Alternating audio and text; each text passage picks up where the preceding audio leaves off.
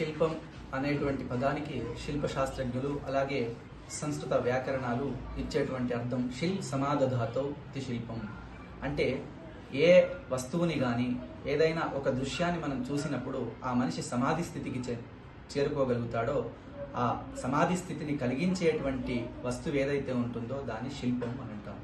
అటువంటి ఆ శిల్ప సామ్రాజ్యంలోనే ఆ శిల్పకళా రంగంలోనే అత్యంత మహోన్నతమైనటువంటి ఉత్కృష్టమైనటువంటిది లోహశిల్ప విధానం.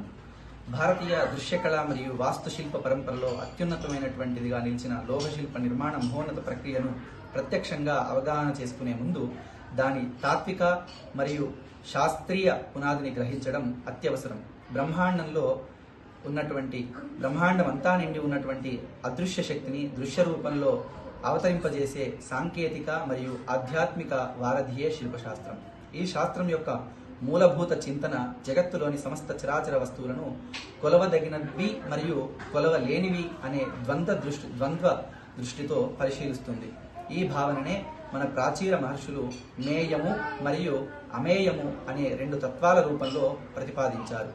ప్రాచీన శాస్త్ర గ్రంథాల ప్రకారము ఇంద్రియాలకు గోచరమై గణిత జ్యామితి నియమాల ద్వారా కొలవదగినది మేయము. దానికి విరుద్ధంగా మానవ తర్కానికి అతీతమై భౌతిక కొలతలను అధిగమించి అనంత బ్రహ్మ చైతన్యమే అమేయము.